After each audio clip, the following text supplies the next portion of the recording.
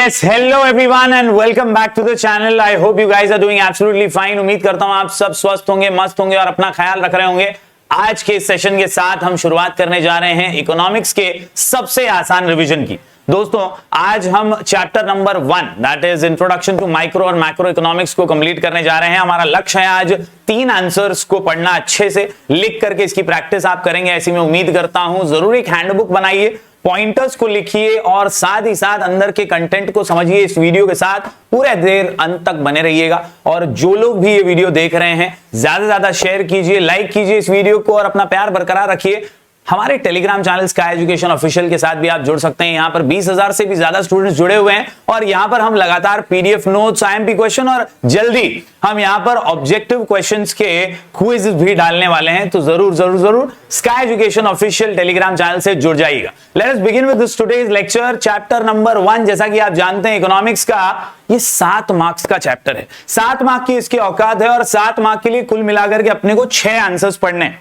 आज हम 3 आंसर्स पढ़ेंगे, कल फिर 3 पढ़ेंगे, 8:30 बजे रेगुलरली मिलेंगे और लगातार एक आंसर्स पढ़ते हुए लिख करके प्रैक्टिस करेंगे। कंसिस्टेंसी के साथ आप सफलता हासिल कर सकते हैं और इसीलिए चलिए जल्दी शुरू करते हैं। सबसे पहला क्वेश्चन जो आज आपके सामने है, explain micro economics, scope of micro economics.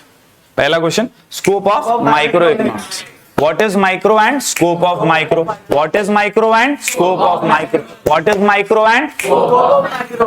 Simple और इजी तरीके से फटाफट समझते हैं क्योंकि डिटेल में अपने को सीखने का अब टाइम नहीं है।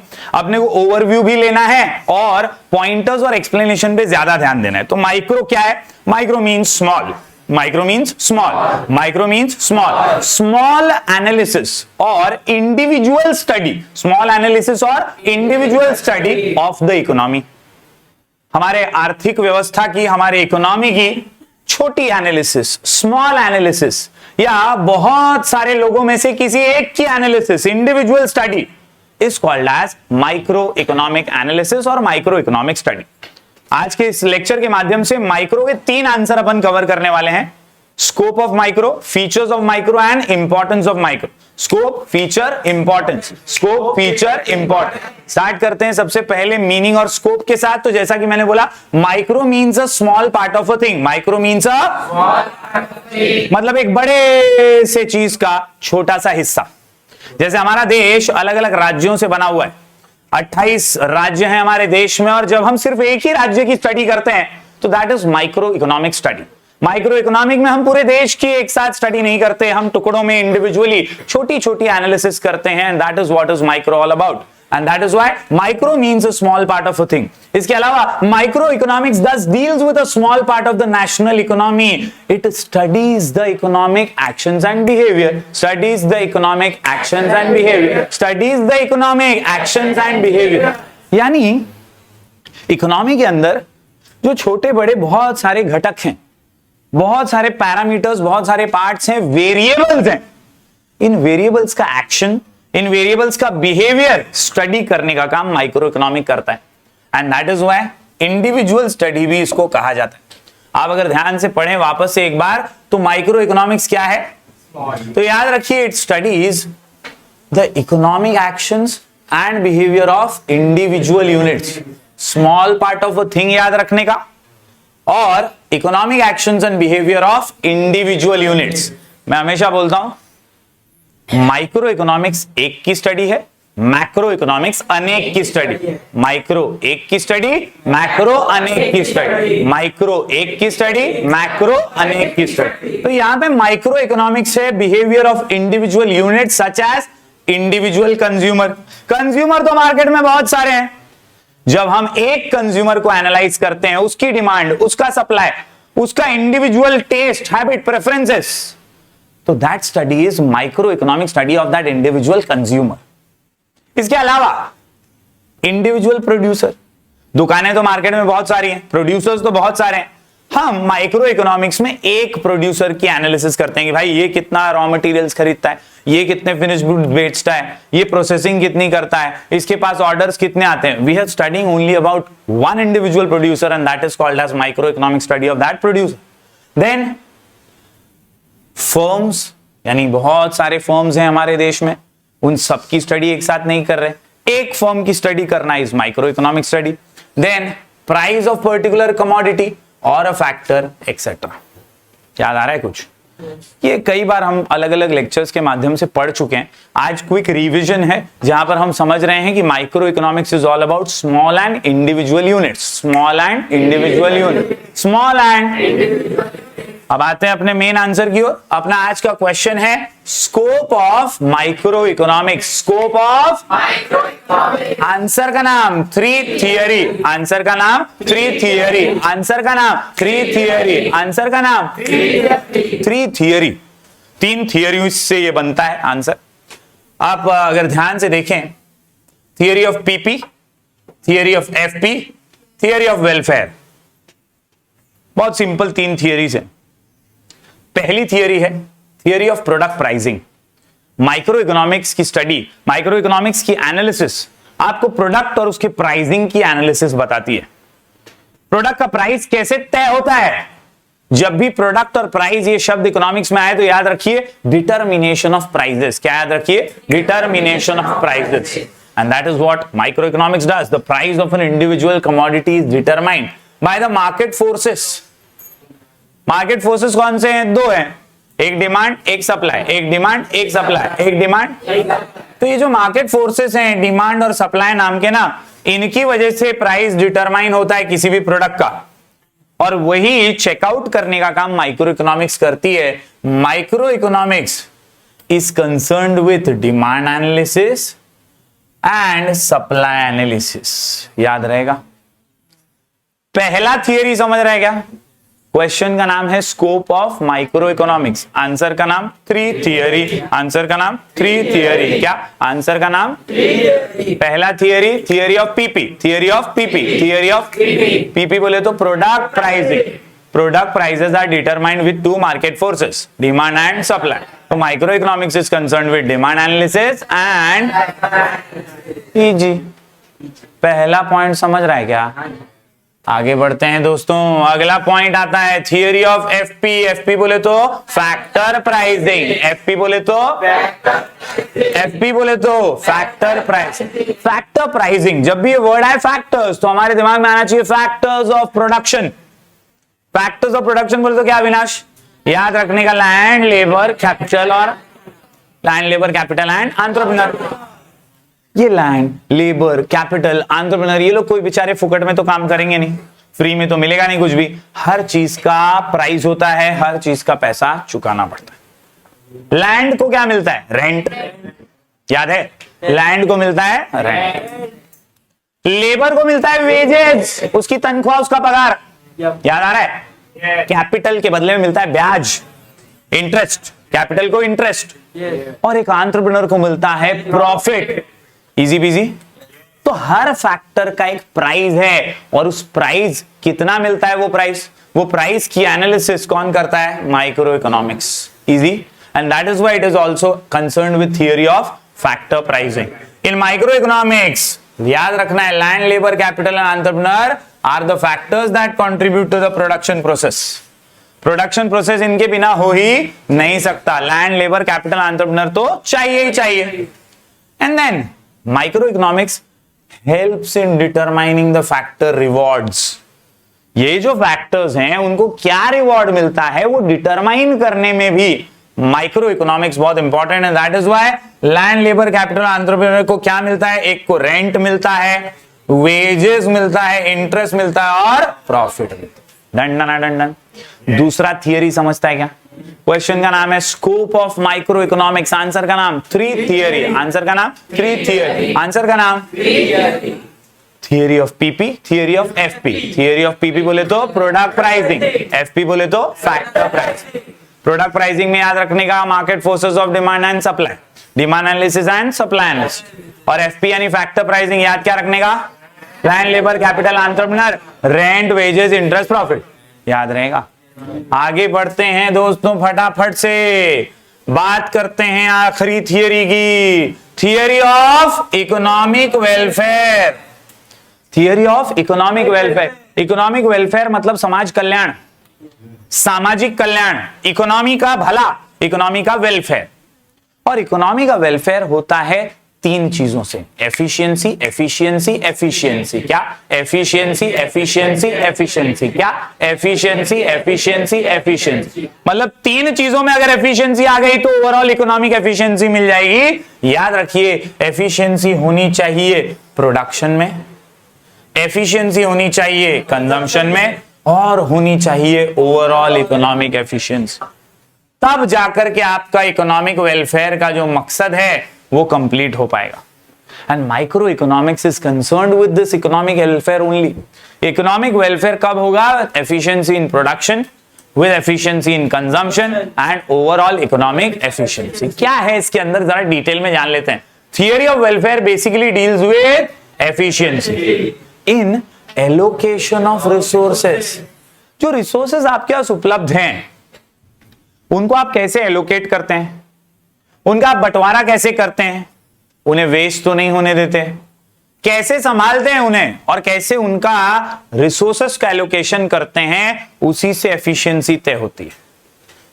वेदर और not you are wasting the resources, that is also analysed. आप उनका ऑप्टिमम यूज कर रहे कि नहीं वो भी एनालाइज होता है माइक्रो इकोनॉमिक्स में। और इसीलिए efficiency in allocation of resources is attend when it results in maximization of satisfaction। मतलब हमारा आवाम, हमारी इकोनॉमी जब पूरी तरह से सेटिस्फाइड होगी तब एफिशिएंसी है ये माना जाएगा। अंडरस्टूड? दिस इकोनॉमिक वेलफेयर ये कभी माना जाएगा सक्सेसफुल? जब हर एक नागरिक सेटिस्फाइड होगा। when each and every person of the country is satisfied and maximum satisfaction is achieved। इन कई बार ये हो पाता है, कई बार ये नहीं भी हो पाता, उसकी स्टडी ही माइक्रो इकोनॉमिक्स का काम है। सिंपल। तो याद रखो, economic efficiency involves three efficiency. One is efficiency in production, efficiency in consumption and overall production. Efficiency in production means producing maximum possible amount of goods and services from the given amount of resources। अगर आपके पास कोई machine है जो 100 kg of goods produce कर सकती है, लेकिन उस मशीन से आप सिर्फ 80 किलो गुड्स प्रोड्यूस कर रहे हो, तो आप उसका वेस्टेज कर रहे हो, आपकी एफिशिएंसी प्रोडक्शन में नहीं है। जब 100 kg वो प्रोड्यूस कर सकती है और आप भी 100 kg प्रोड्यूस करते हो, मतलब प्रोडक्शन में एफिशिएंसी है। अंडरस्टूड? ये एनालाइज कौन करेगा? Micro economics. Got it everyone? Then efficiency in consumption. यहां पे आता है बात, efficiency in consumption means distribution of produce goods and services among the people for consumption, जिससे उनका सेटिस्फैक्शन मैक्सिमाइज। हमारे देश ने कोविड काल के अंदर वैक्सीन तो बहुत प्रोड्यूस की, एफिशिएंसी उसमें थी, लेकिन डिस्ट्रीब्यूशन बहुत अजीबोगरीब तरीके से हुआ। कहीं ना कहीं लोगों को टाइम पे डिस्ट्रीब्यूशन नहीं मिला, कहीं कहीं टाइम पे वैक्सीन नहीं मिल पाई, बहुत जगह पे लाइनें लगानी पड़ी, बहुत केओस भी क्रिएट हुआ। इससे यह साबित हुआ कि माइक्रो इकोनॉमिक एनालिसिस जब हुई तो पता चला कि एफिशिएंसी उतनी ज्यादा कंजम्पशन में नहीं थी और मैक्सिमम सेटिस्फैक्शन नहीं मिल पाया। तो एफिशिएंसी इन कंजम्पशन भी मायने रखता है।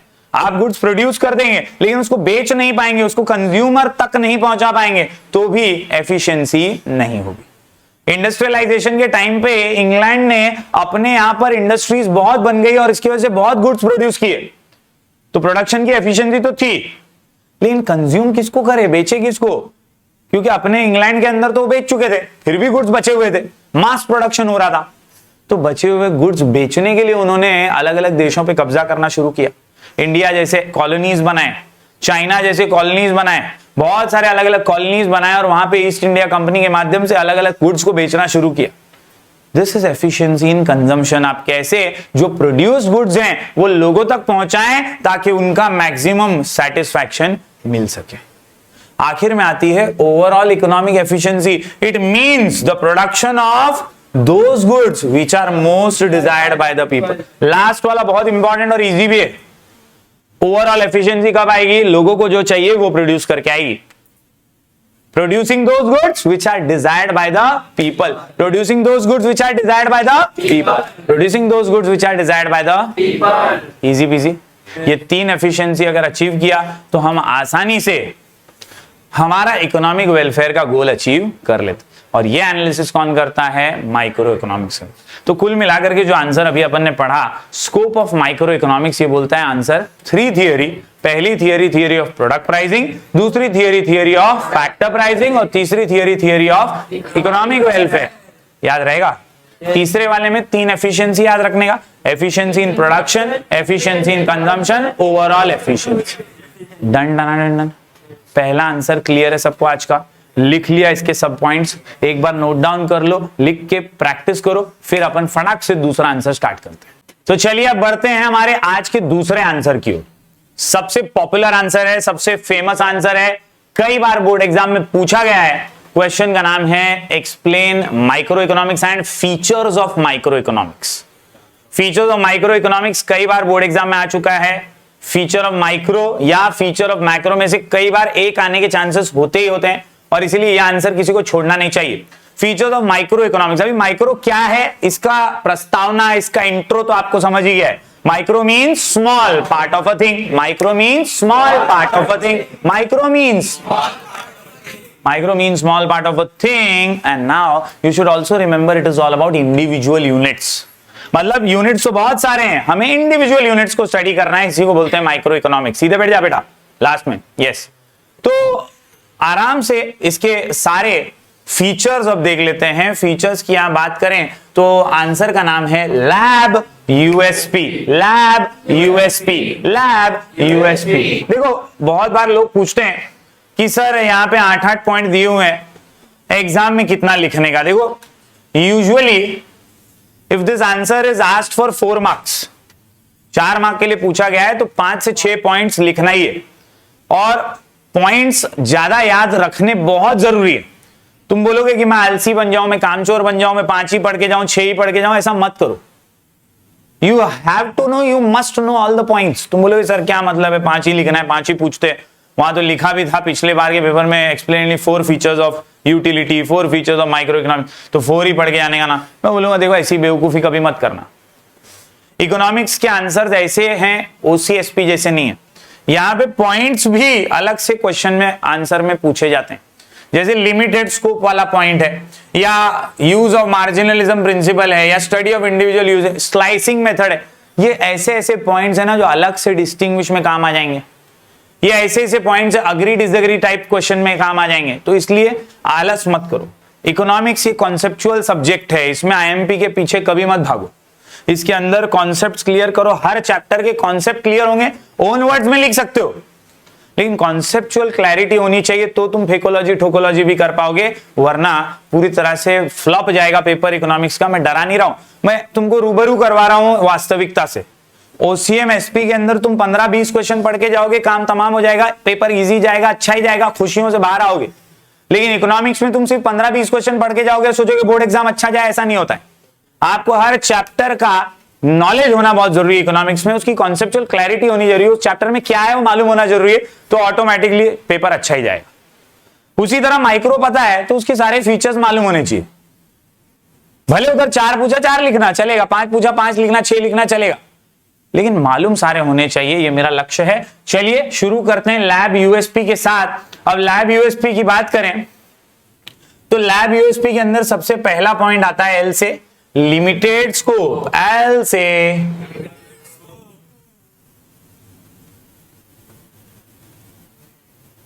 अब क्योंकि माइक्रो जो है ये small part of a thing है, तो इसमें लार्ज पार्ट आता है क्या? इसका नजरिया, इसका पैरामीटर ही छोटा है। जब ये small part of a thing है तो ये लार्ज पार्ट देख ही नहीं सकता। ये पूरे इकोनॉमी की स्टडी, ये पूरे इकोनॉमी की एनालिसिस कर ही नहीं सकता। ये तो सिर्फ इंडिविजुअल की स्टडी करने वाला है। मतलब अगर 10 दुकानदार है तो ये 10 की भी नहीं स्टडी करेगा, ये एक ही दुकानदार की स्टडी करे। Individual unit, individual consumer, individual firm, individual producer, हर चीज में क्या है? इंडिविजुअल। इसलिए अपन क्या बोलते हैं? एक की स्टडी। माइक्रो इकोनॉमिक्स किसकी स्टडी है? एक की स्टडी। मैक्रो अनेक की स्टडी।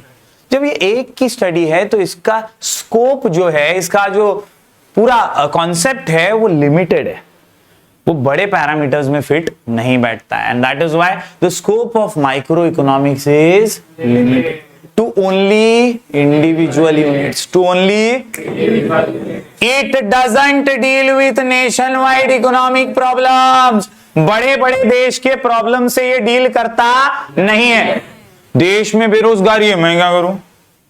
मैं जिसकी एनालिसिस कर रहा हूं वो बेरोजगार है क्या, तो मैं उसकी स्टडी करूंगा।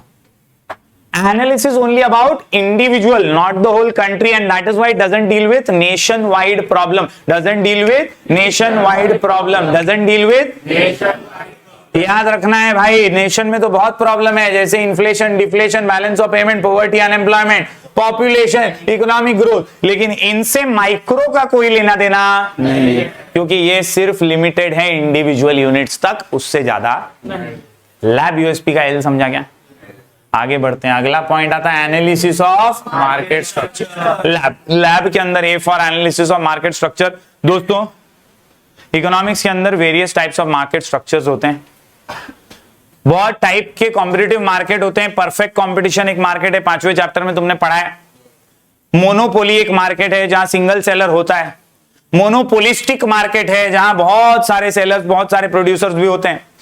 ऐसे अलग अलग कॉम्पिटिटिव मार्केट हैं। ये मार्केट की स्टडी माइक्रो इकोनॉमिक्स करता है, क्योंकि इन डिफरेंट टाइप के मार्केट्स को समझ के ही आप बिजनेस कर पाएंगे, व्यापार कर पाएंगे, इकोनॉमी को आगे बढ़ा पाएंगे। So analysis of such market structure is the analysis, is the feature of micro economics. समझ में आया? मतलब मार्केट वेरियस टाइप के, अपने नजर में तो यार जहां दुकानदार है, जहां ग्राहक है, वो मार्केट है, लेकिन इकोनॉमिक्स में there are various segments of market, जो हमने चैप्टर नंबर 5 में पढ़ा है, फॉर्म्स ऑफ मार्केट में। इन अलग अलग फॉर्म्स को स्टडी करने में मदद कौन करता है? माइक्रो इकोनॉमिक्स करता है। Micro economic analyses different market structures such as perfect competition, monopoly, monopolistic competition, oligopoly etcetera. Easy point. Lab का एल और ए समझा क्या? एल से क्या है? Limited scope. ए से क्या है? Analysis of market. आगे बढ़ते हैं। बी से based on certain assumption, based on based on certain assumptions, based on, मतलब यार धारणाएं, कंसिडरेशंस बहुत सारे हैं। माइक्रो इकोनॉमिक्स में यार पूरी स्टडी तो नहीं कर रहे, पूरे इकोनॉमी को स्टडी तो नहीं कर रहे, तो कुछ हिस्सा स्टडी करते हैं, स्मॉल इंडिविजुअल वाला, और बाकी जो है वो अज्यूम कर लेते हैं कि ये ऐसा तो वो भी ऐसा होगा, ये ऐसा तो ये भी कलमुहा ऐसा ही होगा। मतलब सोच लेते हैं, अज्यूम कर लेते हैं बहुत सारे। हमने अल्फ्रेड मार्शल के लॉ पढ़े हैं, इन लॉज में भी बहुत सारे अजम्पशंस हैं। क्यों? क्योंकि लॉज सारे किसमें? माइक्रो वाले हिस्से में। तो माइक्रो इकोनॉमिक्स जो है it is based on certain assumption, based on micro economics begins with fundamental assumptions. क्या है? Other things remaining constant. हर लॉ में पढ़ा है अपन ने, other things remaining constant. Yes, ceteris paribus का मतलब यही होता है, जैसे कि परफेक्ट कंपटीशन, ये एक अजम्पशन है। वास्तविकता में परफेक्ट कंपटीशन नहीं होता, बहुत मुसीबतें होती हैं, बहुत सारे रेस्ट्रिक्शंस होते ही है ना, तो सब कुछ परफेक्ट है क्या? आज की तारीख में नहीं है। लेजिस फेयर पॉलिसी यानी गवर्नमेंट का इंटरवेंशन नहीं होता, ये भी अज्यूम किया गया है, लेकिन गवर्नमेंट इंटरवेंशन तो होता ही है, टैक्स तो भरना पड़ता ही है, गवर्नमेंट के सरकार के बहुत सारे रूल्स रेगुलेशंस को फॉलो भी करना पड़ता, तो लेजिस फेयर पॉलिसी भी एक अजम्पशन है। Then pure capitalism, full employment, नौकरी सबको मिली है क्या? नहीं मिलती है, बेरोजगारी तो देश में बहुत है, तो full employment is also an assumption. तो ये सारी धारणाएं हैं, ये सारे कंसिडरेशन है जो बुनियाद है माइक्रो इकोनॉमिक्स की, and that is why it is a feature of micro economics that it is based on certain assumption, based on. उम्मीद करता हूं दोस्तों कि आपको समझ आ गया होगा कि ये अजम्पशंस की वजह से ही एनालिसिस जो है ये सिंपल हो जाता है। एनालिसिस क्या हो जाता है? सिंपल। मैक्रो में देखो तुमको हमेशा डर लगता है, मेरा तो नेशनल इनकम नहीं हुआ, सर पीछे से पढ़ाओ, ये पहला चैप्टर तो हमने कई बार कर लिया। क्यों? क्योंकि माइक्रो एनालिसिस सिंपल है, तो स्टार्टिंग के 4 5 6 चैप्टर तो यार खत्म कर ला, फिनिश, टाटा बाय बाय। लेकिन अब स्कोरिंग के एंगल से देख रहे हैं ना, तो पहले चैप्टर से पढ़ते रहना, बार बार लगातार जरूरी है। इसलिए रिवीजन जरूरी है, इससे आपका मॉरल बढ़ेगा, आपको मोटिवेशन मिलेगा। कई ऐसे लोग होंगे बेचारे, कई ऐसे लोग होंगे, समझ रहे हो? ऐसे लोग, कई ऐसे लोग होंगे जो बेचारे आज से शुरुआत कर रहे हैं, तो उनके लिए मोटिवेशन तो जरूरी है। पहला चैप्टर इजी चैप्टर है, दूसरा चैप्टर इजी चैप्टर है, ये कुछ आसान चैप्टर करके थोड़े से हम और कॉन्फिडेंट बन जाएंगे और धीरे धीरे बड़े चैप्टर्स भी कर लेंगे। बराबर प्रियांशु? चलिए तो आगे बढ़ते हैं। लैब आपको समझ आया होगा ऐसा मैं समझता हूं। Limited scope, analysis of market structure and based on certain assumption. अब यूएसपी पे आते हैं। यू से आता है use of marginalism principle, use of use of marginalism principle. Marginalism याद रखिए, एक्स्ट्रा पे एक्स्ट्रा, एडिशनल पे एडिशनल, एक्स्ट्रा पे एक्स्ट्रा, एडिशनल पे एडिशनल, एक्स्ट्रा पे एक्स्ट्रा। सूखा पूरी याद है? नहीं नहीं, पानी पूरी खाने जाते हैं, सूखा पूरी के बिना तो पेट भरता नहीं है तुम्हारा। ये है एक्स्ट्रा पे एक्स्ट्रा बेनिफिट।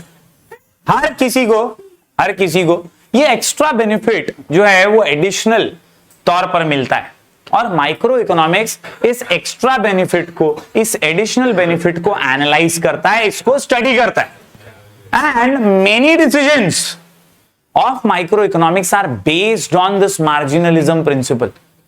मार्जिनलिज्म का मतलब ही होता है एक्स्ट्रा पे एक्स्ट्रा, एडिशनल पे additional. The change brought in total, ध्यान से सुनना, लिख के रखना, the change brought in total by one additional unit, the change brought in total by one additional, that is marginalism. और वही यहां पर बताया, the concept of marginalism is the key tool of micro economic analysis. The marginal term means change brought in total by an additional unit.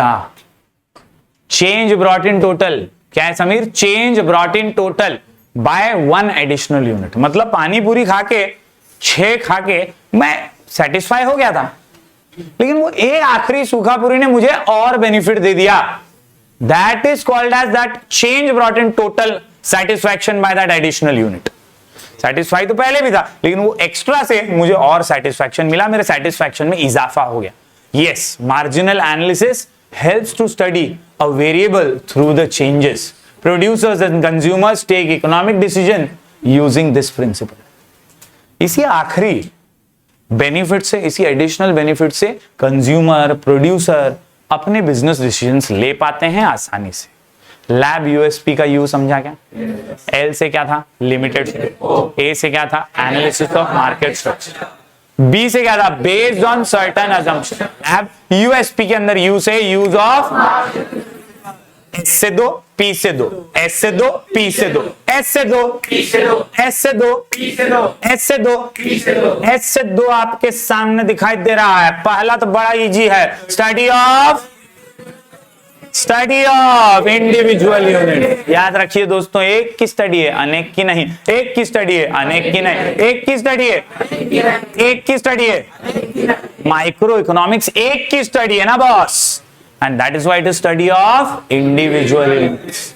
तो feature, इसका खास feature है, सबसे बड़ा फीचर है, सबसे आसान फीचर है, सबसे मेन फीचर है। Micro economics is the study of behaviour of small individual economic units, like individual firm, individual price, individual house hold etcetera. 3 याद रखो, टेक्स्ट बुक में बहुत सारे दिए होंगे। इंडिविजुअल प्राइस याद रखो, कंज्यूमर याद रखो, फर्म याद रखो, हाउस होल्ड। 3-4 याद रखेंगे, काम फिट, मामला हिट, एग्जाम सुपर हिट। समझ रहे क्या एवरीवन? Crystal clear? आगे बढ़े। दूसरा एस है स्लाइसिंग मेथड। बहुत फेमस पॉइंट है बॉस, स्लाइसिंग मेथड। कौन सा मेथड? Slicing method. कौन सा मेथड? Slicing method. कौन सा मेथड? याद रखिए, स्लाइसिंग मेथड का मतलब होता है काट के, थोड़ा थोड़ा बांट के, काट के थोड़ा थोड़ा बांट के, काट के थोड़ा थोड़ा बांट के। मतलब प्रॉब्लम तो बहुत सारा है, एक साथ इतना प्रॉब्लम ले लोगे तो कैसे संभालोगे? संभाल नहीं पाओगे। तो प्रॉब्लम को काट लीजिए, स्लाइस कर लीजिए, और स्लाइस करके इंडिविजुअली उसे स्टडी कीजिए। इसका हार्ट एंड सोल तो पूरे आंसर का यही है, इंडिविजुअल। हार्ट एंड सोल तो ये स्मॉल और इंडिविजुअल ना। तो स्लाइसिंग में भी वही याद रखना है कि बड़े प्रॉब्लम को एक साथ स्टडी नहीं करना है, स्लाइस करना है, एक एक टुकड़ा स्टडी करना है। माइक्रो इकोनॉमिक्स यूजेस डिस्टिंग्विश में भी काम आता है। एक तरफ लिखने का micro economics uses slicing method, दूसरी तरफ लिखने का macro economics uses lumping method. समझ रहे क्या? Yes, it splits or divides, splits or divides, splits or splits or splits or splits or बंटवारा करता है, तोड़ देता है, अलग कर लेता है। एक लंप को, एक बड़े से प्रॉब्लम को टुकड़ों में बांट करके, अलग करके इंडिविजुअली स्टडी करता है। It divides the whole economy into small individual units and then studies each unit separately in detail. For example, study of individual income out of national income तो मैक्रो में है, तो माइक्रो में national नहीं है, national का एक हिस्सा है इंडिविजुअल इनकम। समझ लो, स्लाइस करके जब इंडिविजुअल इनकम को पढ़ रहे हैं तो कौन सी स्टडी? Micro economics. उसी तरह study of individual demand out of, demand तो पूरे मार्केट में बहुत है, हम सिर्फ एक इंडिविजुअल की डिमांड को स्टडी कर रहे हैं, it is called as micro economics. Understood? 2S समझा? लैब यूएसपी के अंदर 2S, पहला स्टडी ऑफ इंडिविजुअल यूनिट्स, एक की स्टडी अनेक की नहीं। दूसरा स्लाइसिंग मेथड, यहां पर हम इंडिविजुअली स्लाइस करके प्रॉब्लम्स को एनालाइज कर रहे हैं। 2S समझे क्या? S से 2, P से 2, S से 2, P से 2, S से 2, S से 2, आखिरी 2 point, price theory, partial equilibrium. Price theory दोनों पढ़ लेते हैं फटाफट से। Price theory and partial equilibrium, price theory and, भाई वैष्णवी बहुत सिंपल है। प्राइस थियरी अपन ने ऊपर थियरी ऑफ पीपी पढ़ा था। थियरी ऑफ पीपी में एक चीज याद रखना था, determination of prices. Price determine कैसे होता है? डिमांड और ये दोनों क्या है? मार्केट फोर्सेस हैं, और इसीलिए हर वस्तु का प्राइस तय करने के लिए डिमांड को एनालाइज करना, सप्लाई को एनालाइज करना जरूरी है कि उस वस्तु की डिमांड कितनी है, उसकी सप्लाई कितनी है, फिर उसका प्राइस तय होता है। तो प्राइस थियरी में भी ये बताया है that micro economic deals with determination of the prices of goods and services as well as factors of production, hence it is known as price theory. Easy है, पक्का। प्राइस थियरी समझा? Last point पे आ जाते हैं, lab USP में partial equilibrium. Lab USP, P से partial equilibrium, P से नाम सुन के टफ लगेगा, बहुत इजी है।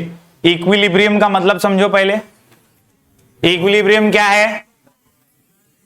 बैलेंस है boss, balance, balance between two factors. याद रखिए दोस्तों, ये तराजू की तरह एक्ट करता है। ये चेकआउट करता है कौन सा वेरिएबल कैसा है, बस उसकी पोजीशन क्या है बस। और ये तराजू 2 प्रकार का है, एक पार्शियल और एक जनरल। एक पार्शियल और एक जनरल। जनरल मैक्रो में आएगा, पार्शियल माइक्रो में। याद रखिए, जैसे हम बात करते हैं पार्शियलिटी की, पार्शियलिटी में क्या होता है? एक व्यक्ति पे खास ध्यान दे रही है टीचर, वो पार्शियलिटी कर रही है। उसी तरह माइक्रो इकोनॉमिक्स भी इंडिविजुअल का है ना, एक का है ना। यहां पर भी एक की स्टडी अनेक की है क्या? मतलब सब पे ध्यान नहीं है, किसी एक वेरिएबल पे, किसी एक फैक्टर पे पार्शियली ध्यान दिया जाता है, उसी को फोकस किया जाता है, उसी को आइसोलेट करके डिटेल में स्टडी की जाती है, और इसीलिए इसको बोलते हैं पार्शियल इक्विलिब्रियम एनालिसिस। क्या बोलते हैं? Partial equilibrium analysis. इक्विलिब्रियम मतलब बैलेंस बिटवीन टू फैक्टर्स, तराजू है ये, और पार्शियल मतलब अलग करके एक को स्टडी करना। दोनों वर्ड समझ में आ रहे हैं? अभी समझेगा और डिटेल में। Equilibrium is the balance between two factors. Micro economic analysis deals with partial equilibrium. Macro में जनरल, यहां पे partial. Which analyzes equilibrium position of an individual economic unit। यानी बहुत सारे यूनिट्स में से एक का पोजीशन क्या है, वो क्या मैकेनिज्म है, वो अंडरस्टैंड करके बताने का काम ये करती है। Individual consumer, individual firm, same to same चीजें हैं। इट आइसोलेट्स, ये वर्ड अंडरलाइन कर लेना, लिख लेना। It isolates an individual unit from other forces and studies its equilibrium independently। मतलब पॉपुलेशन है, पोवर्टी है, अनएम्प्लॉयमेंट है, ये अलग अलग फैक्टर्स हैं। इन सभी फैक्टर्स को एक साथ नहीं पड़ेगी, नहीं स्टडी करेगी माइक्रो एनालिसिस। माइक्रो एनालिसिस एक को अलग करेगी, पार्शियल आइसोलेट करेगी। जैसे सिर्फ अनएम्प्लॉयमेंट, तो सिर्फ अनएम्प्लॉयमेंट को डिटेल में स्टडी करेगी। That is called as understanding the position of that particular factor and in detail analyzing it. This is what microeconomics does. तो कुल मिलाकर के अगर आप सोचो ना, तो पार्शियल इक्विलिब्रियम स्लाइसिंग मेथड एक ही काम कर रहे हैं। स्लाइसिंग में भी आप अलग करते हो, इंडिविजुअल को स्प्लिट करते हो, डिवाइड कर देते हो, और यहां पे बैलेंस चेक करते हो, और जो ज्यादा इंपॉर्टेंट है उसको पहले स्टडी करते हो। This is what partial equilibrium is all about. समझे? हमने क्या पढ़ा? 8 पॉइंट पढ़े boss. Features of micro economic, features of, answer का नाम लैब यूएसपी, आंसर का नाम lab USP. L for limited scope, A for analysis of market structure, B से based on certain assumption, U से use of marginalism principle, use of, S से दो, P से दो, एस से दो, पी से दो, एस से दो, पी से दो। एस से पहला था स्टडी ऑफ इंडिविजुअल यूनिट्स, दूसरा स्लाइसिंग मेथड, दूसरा पी से दो, पहला पी प्राइस थियरी और दूसरा P done done done done. लिख के फटाफट से प्रैक्टिस करो, एक बार रीड कर लो, पढ़ लो अच्छे से, फिर तीसरे आंसर की ओर बढ़ते हैं फटाफट से। Okay, so let us begin with our third answer for the day. Question का नाम है इंपॉर्टेंस ऑफ माइक्रो इकोनॉमिक्स और 6 पॉइंट का एक छोटा सा आंसर है, इजी आंसर है। पिछले साल ओमिट था लेकिन इस साल आएगा, आ सकता है। इंपॉर्टेंट आंसर मान सकते हैं इसको, क्योंकि ओमिट था, इतने टाइम से सड़ रहा था बुक के अंदर, अब वापस से इसको पढ़ने की नौबत आ गई है। तो इंपॉर्टेंस ऑफ माइक्रो इकोनॉमिक्स मतलब why is this study, why is this analysis जरूरी, क्यों है ये इंपॉर्टेंट। तो यहां पर 6 पॉइंट्स के अंदर यही समझाने की कोशिश हुई है कि माइक्रो इकोनॉमिक्स क्यों अच्छा है, सुंदर है, सस्ता है, टिकाऊ है। तो बेसिकली यहां पर माइक्रो इकोनॉमिक्स की भर भर के तारीफ की गई है।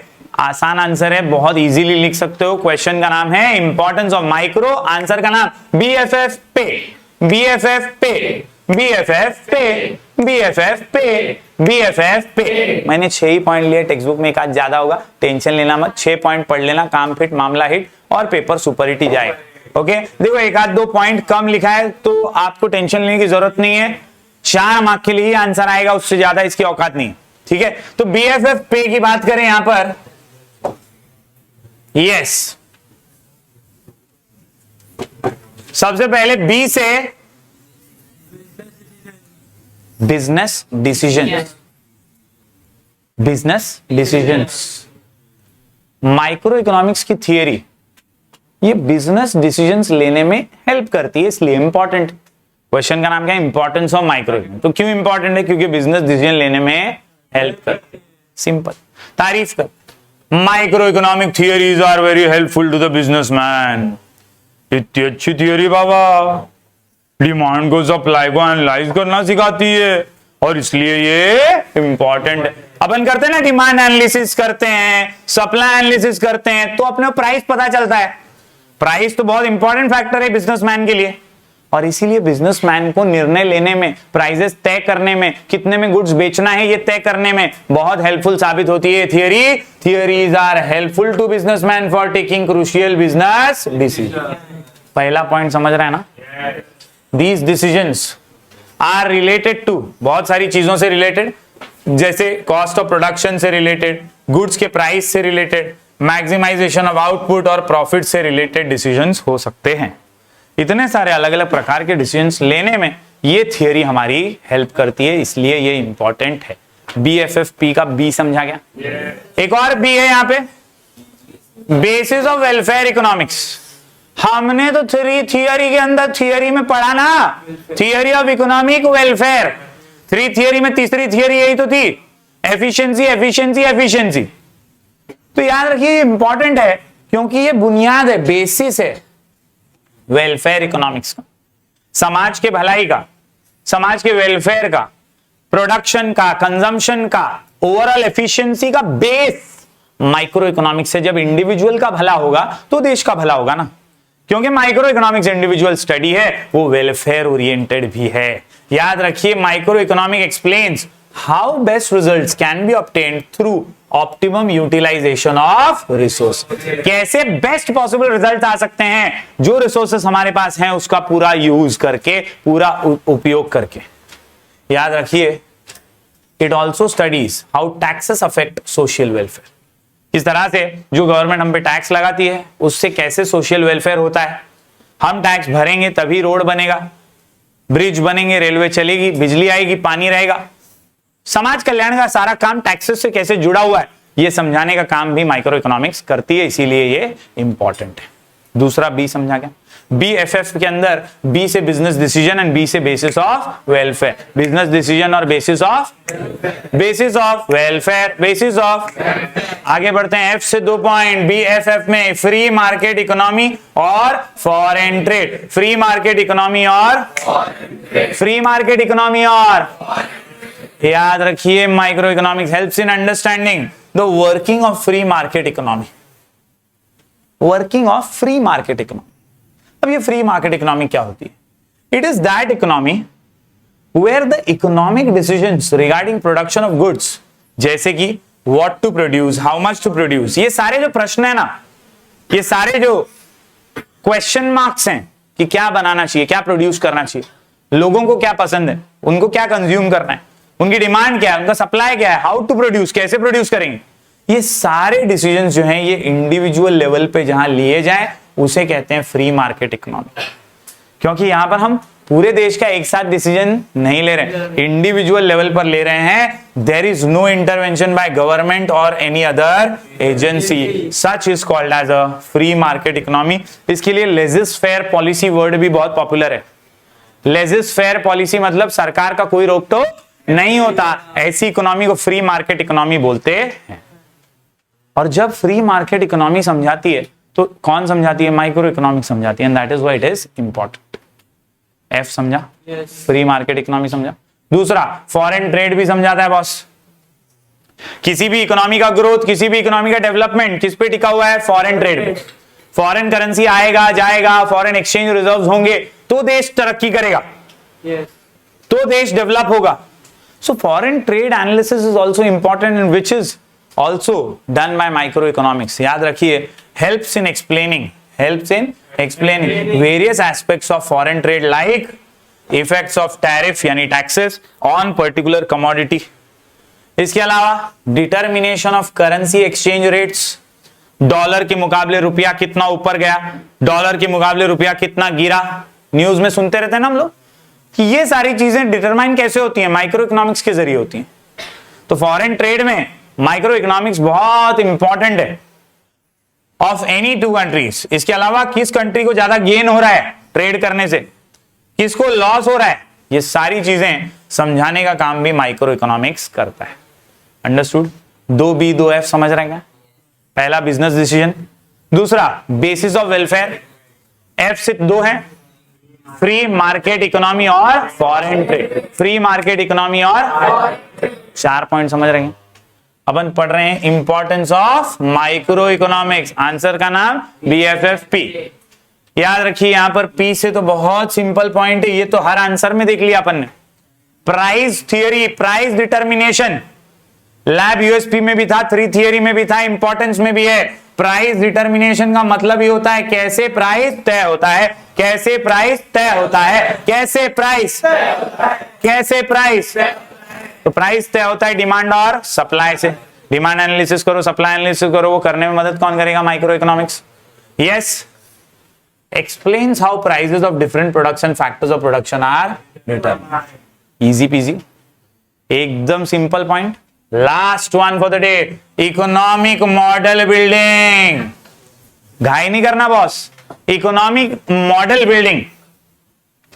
अ country is run based on development models.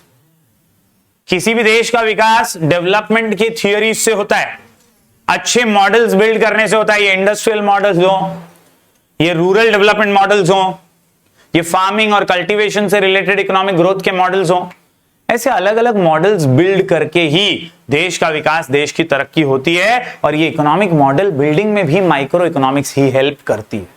तो यहां पे वही बताया, helps in understanding various complex economic situation, कि गरीबी देश में है तो क्यों है, अनएम्प्लॉयमेंट देश में है तो क्यों है, अंडरस्टैंड करने में मदद करती है with the help of economic models. अलग अलग इकोनॉमिक मॉडल्स की मदद से इन प्रॉब्लम्स का सॉल्यूशन भी निकालने में हेल्प करती है। It has made valuable contribution to economics by developing various terms, concepts, terminologies, tools of economic analysis. Economic models are built using various economic variables. यानी माइक्रो इकोनॉमिक्स ने बहुत सारे इकोनॉमिक वेरिएबल्स को यूज किया है, और उन वेरिएबल्स, उन टर्म्स, आज अपन पॉवर्टी बोलते हैं, अनएम्प्लॉयमेंट बोलते हैं, ये सारे टर्मिनोलॉजीज भी माइक्रो इकोनॉमिक्स से जुड़े हुए हैं।